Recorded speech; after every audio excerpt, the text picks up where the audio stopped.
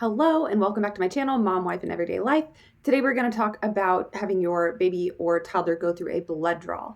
So first of all, I'm sorry you're in this situation, whatever the need or medical reason is. We're going to talk about some tips, tricks, and suggestions for getting through it as best as possible. So I first want to say if it is a newborn baby, it is likely just going to be a heel prick where they prick their heel and draw blood out there.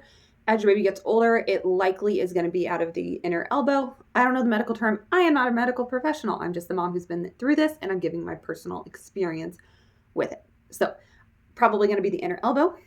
Now, how are we going to prepare for this? So first of all, your doctor put in this order for whatever reason, or someone did, whether it's the ER, here, there, whatever. So what's the reason for the blood draw? Is there any chance they need to be fasted? Meaning they haven't eaten before the procedure. With an infant or a toddler, this seems very, very unlikely to me. But if they're a toddler, I would recommend trying to have a very normal, balanced, boring diet that day. Don't give them a bunch of sugar beforehand or something like that, unless that's something that they would need for the blood draw, like if they specifically wanted their sugar spiked. So basically what I'm asking is check with your doctor and potentially check with the lab on any dietary suggestions or restrictions going into the blood draw.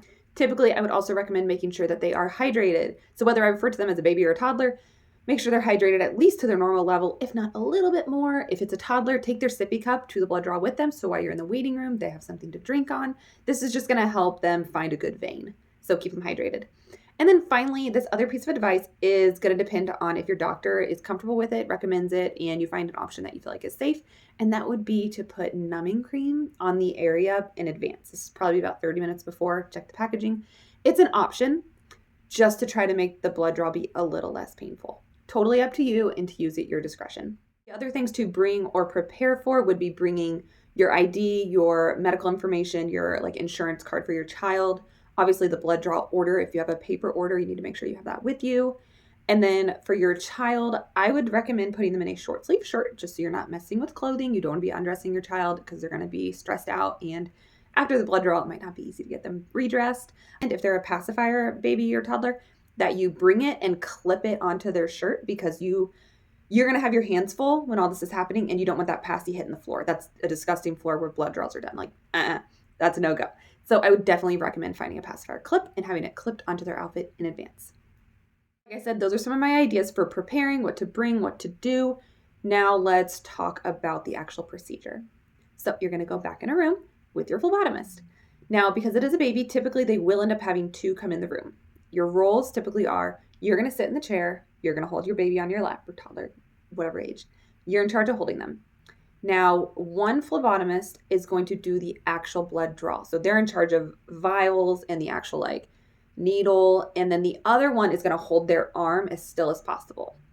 You're going to do their body. You're going to bear hug them. So you get the rest of the body. They have the arm. They're the one. And then the other one is the one doing the actual work.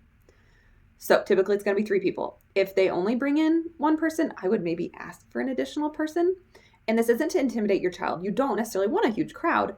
But the more still that arm is, the less pain they're going to feel. If you, as an adult, have been through a blood draw, you know when they move that needle around or whatever, trying to get that blood, it hurts. The more still, the better the experience.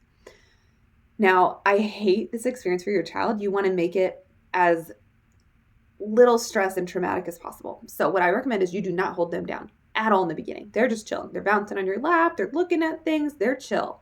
While that phlebotomist is preparing things, whether it's labeling vials or cleaning things or putting the antiseptic cleaning solution on the area, do not hold them down for that. Just be like, yep, get them. And then when they might look at both sides to see which one has a better vein, be like, yep, we're looking, and let your child be free and have fun. And then when they even do the, tourniquet type thing, let them be free. Let them be having fun. Until they are ready to go, do not hold your baby down. When they are ready and you talk to them, be like, I'm not going to hold them down until the last second. You tell me when we are ready to go. Then you're going to bear hug them. And you want to just obviously be as loving, as kind as possible. And I recommend talking to them, talk them through what's going on. Don't go silent. They need to hear your voice. You're their person. You're their comfort. When you're holding them, say they're doing this arm. You want to make sure this arm is secure. So when you bear hug them, you want to hold that arm in tight because you do not want them ripping at things or fighting at things. The less fighting, the quicker they can get done and the pain is over. So you definitely want their second arm tightly held. So you're going to just bear hug them. And if you want to put your face against their face and just give them that comfort. So you're going to bear hug, One's going to hold the arm, the other one's going to do the actual needle work and the actual blood draw. We're going to immediately let go once it's over with and everything's safely away, any hazards.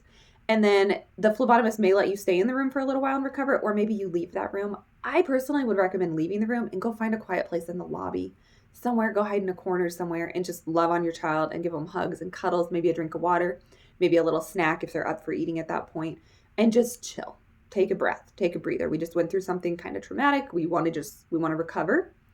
And I would not recommend immediately going straight to the car and restraining them in a car seat. They were just held down and restrained through a scary thing. Let's not. So during this time, I recommend you check out their arm and make a decision on if you feel like that bandage is safe on the car ride home. Is your child the type to take that off and eat it, to choke on it? Is this something dangerous? So one more item you could consider bringing, if you say they do just like a wrap with gauze, you may want to remove that and you may want to bring an extra Band-Aid with you and just slap a tight new Band-Aid on there that's good, strong, sticky, that they can't get off. Just a thought. So beyond that, once you've comforted them, you've made sure that their arm is safe for the drive home. Once you're ready to, go load them up, head home. Depending on what time you scheduled this, maybe you're going to go home and go straight down for a nap, or go home and do a snack, get their belly full, get them happy, and then do a nap. I would say pretty quickly after this, they're going to want a nap. They're going to be exhausted and worn out. So I would bank on them needing a nap and trying to schedule appropriately to get that done. So I realize this is tough. It's not fun. A blood draw is not fun with a little one. I'm sure there's a reason you're doing this. And I would also think through that reason. What are we doing with the results? Are they actually relevant and important? Are we doing anything with the findings? And if you're not, maybe the blood draw is not the right choice for you. Maybe it is. The pain is temporary, but it's also rough in that moment. You got to think it through and make the best choice you possibly can as a parent, even though it is tough. It is tough being a parent, making choices for our children. I hope you can have as smooth of an experience as possible. I truly, truly do.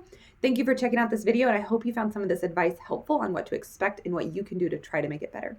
So if you appreciate content like this, give me a subscribe and check out some of my other videos. Thanks, and have a wonderful day.